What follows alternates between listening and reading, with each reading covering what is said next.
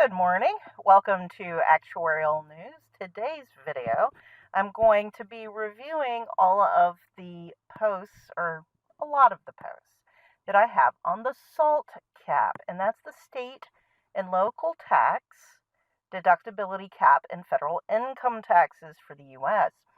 Now, just a quick background. You may not, if this doesn't pertain to you, so like you don't itemize your federal income tax returns, or you don't live in an insanely high tax area like I do, you may have just ignored the whole SALT cap, brouhaha. Well, it's starting up again. It first came into being with the Tax Cuts and Jobs Act of 2017. So that was the tax bill under Trump. And for the most part, it was tax cuts for a lot of people, except for people like me, because the deductibility of the state and local taxes was capped at $10,000. Okay, for most people, like, okay, $10,000, that's quite a bit.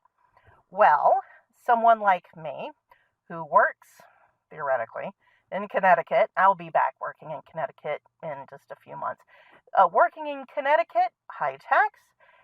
Living in New York State, high tax. And Westchester County, very high tax.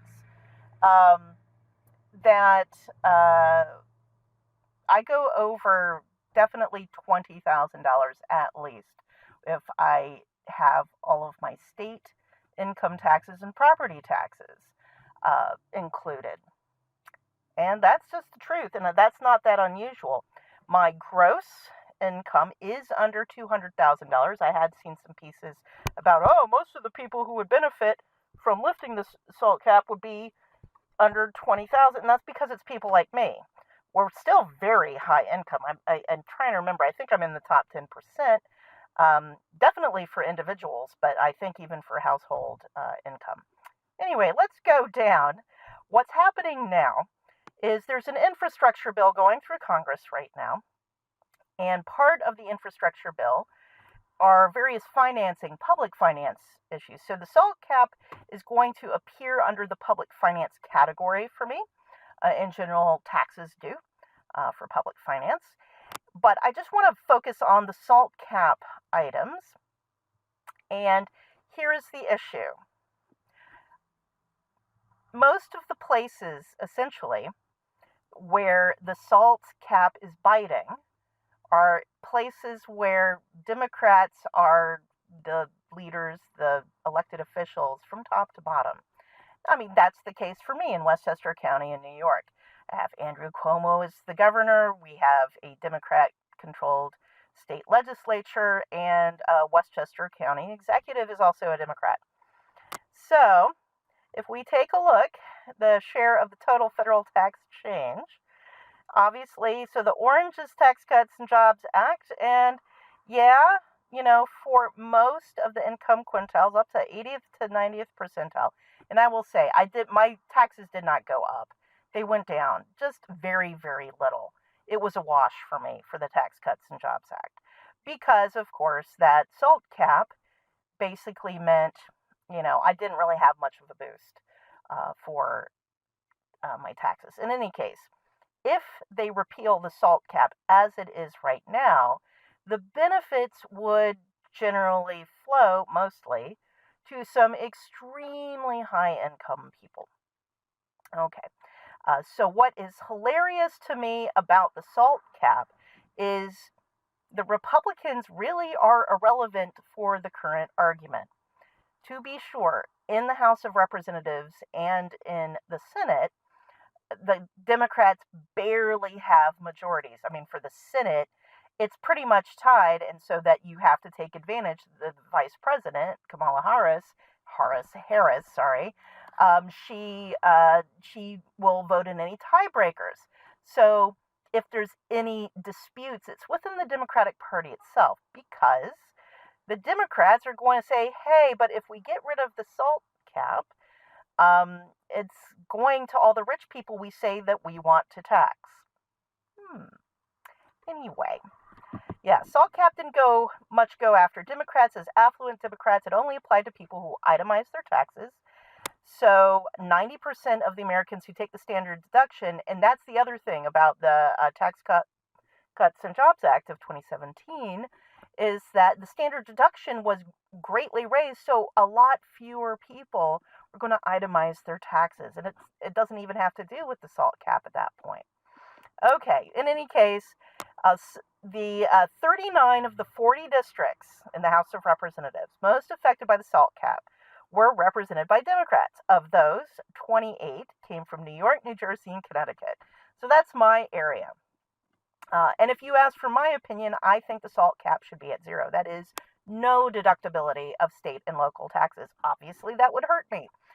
But that's, why should you guys, if you're outside my high tax areas, subsidize the lifestyle of living in a high tax region? I chose to live in this place. I knew it was high tax when I moved here.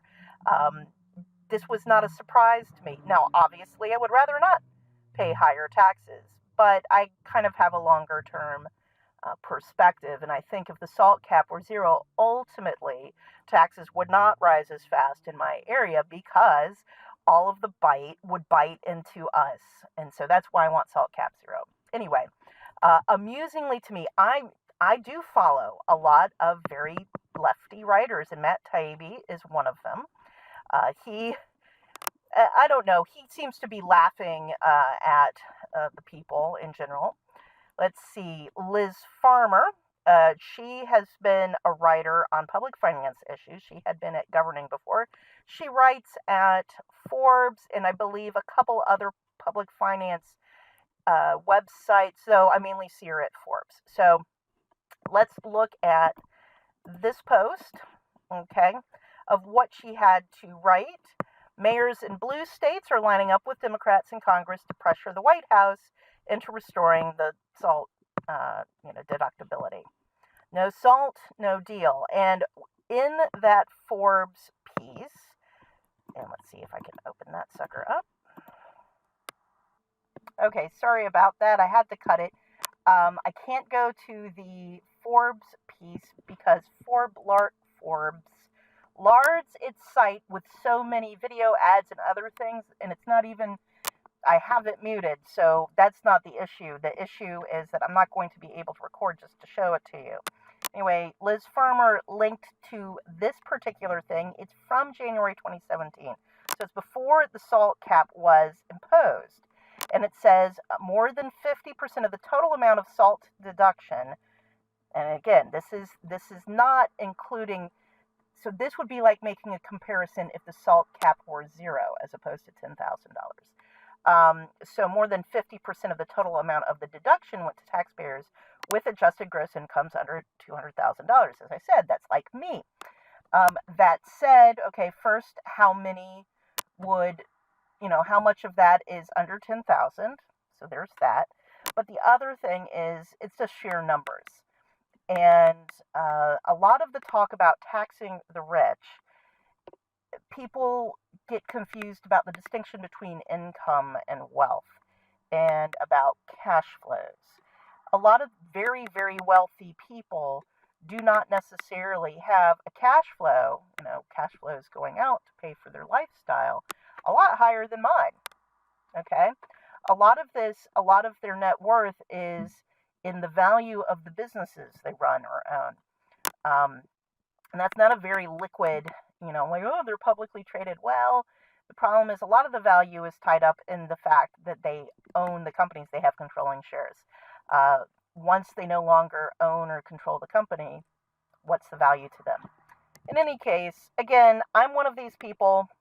I don't have a lot of sympathy. We decided to live in high tax areas, okay? I obviously moved here, but it's a large country. There are low tax regions. You can go move there. If you are high income, you have options. Okay, that's Liz Farmer. Okay, why should state and local taxes be deductible at all? And that's the argument I have. So this was from Orange County Register, an op-ed. SALT, the state and local tax deduction, does create distortions of its own. It's the largest itemized deduction, and this is before the bill. So it was substantial. If I face a 30% marginal tax rate, paying 100 more in state and local taxes, if it's 100% deductible, lowers the federal tax bill by $30. So, that $100 really only costs $70 when looked on a gross basis. Because the subsidy rises, the more property is owned and the higher the income, the distortion overwhelmingly favors the richest, with the middle class getting far smaller benefits and non-itemizers getting no subsidy at all. Okay, so the argument is, oh, it's double taxing. No, it's not double taxing. If it's double taxing, then having to pay sales tax on top of income tax, on top of blah, is double taxing, and it's not. It's just you get taxed for all sorts of things.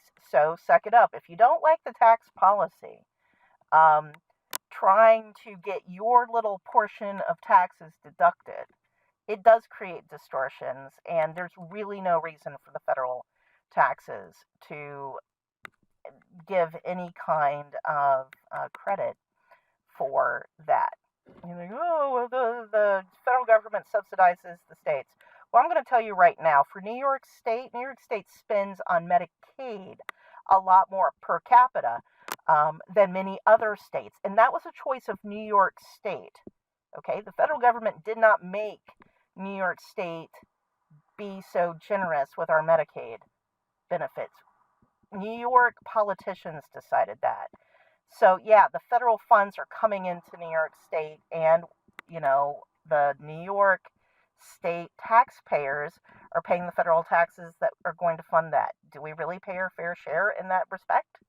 Why should it be deductible? Okay, the Hill.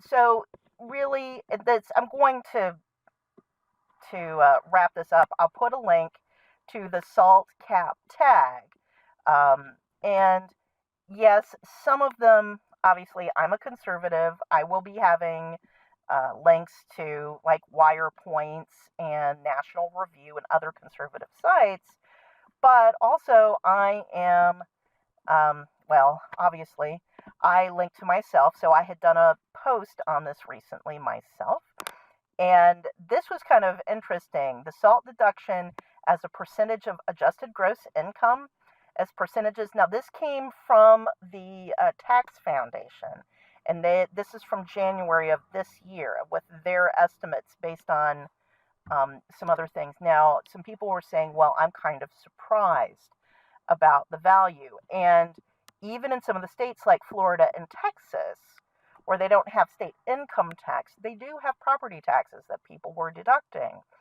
So the question is, well, why is Utah green? And I believe if you look there, it's not that Utah is high tax, but part of it can be you have a lot of itemizers, and you might, because, okay, I'm just thinking Mormons here, but it's more of, it's not necessarily that you have a lot of itemizers or even people with very high incomes, because this is his percentage of the total adjusted gross income for that state. And if that's modest, then you really don't have to have high tax rates for that deductibility to be worth a lot. Okay. That said, you do see a lot where it's unsurprising. New York, New Jersey, Maryland, Virginia, and D.C. Again, Georgia, maybe it has to do with Atlanta, but it's not really a high tax area. But it can be the amount of taxes and having the deductibility of those taxes. And if you have enough wealthy people where they're itemizing and yada yada, that might be why that's so. I did not dig into their calculations. You can follow the links to the original sources. But Vox, they are not conservative. Everyone has noticed that if they remove the SALT cap, the people who will get the most benefit are that top 1% that various, national level Democrats supposedly want to tax out the wazoo. Why would you lift the cap? There are, so the Hill. Some of these are just news. There are various Democrats who are from these high tax areas like Illinois, like New York, and they are issuing ultimatums saying, we will not back this infrastructure bill unless you remove the salt cap. Anyway, I don't lose, I win either way. It's a matter of perspective. Either the salt cap stays. I'm not expecting the salt cap to go to zero, though that is my preferred policy. But I'll compromise. 10,000 is just fine. So salt cap of 10,000, it could stay. In which case, that's the policy I prefer of the choices on the table. And some of the progressives, and this is within the Democratic Party itself, are saying, hey guys, we want to tax the higher income folks. So suck it up. Um, so you have people like AOC and even the White House, even Joe Biden, officially putting out comments saying, I don't think we're going to have this in the infrastructure bill. Now, there might be a compromise situation where, maybe lower income people like me, lower income, but excluding the 1%. But the thing is, the pain is in the 1%, not in people like me, because with the marginal tax rates the way they are, um, even with the salt cap at 10,000, my taxes didn't really go up a lot. So, yeah, the pain is really the very, very high income donors that are higher income than me. And, you donated to Democrats and they're saying tax the rich. Well, they're taxing the rich. What did you expect? Anyway, so have fun with the salt cap. I'm sure I will be getting several more posts on this as the argument continues. As long as the salt cap is in place, there will be disputes over it. And that is life.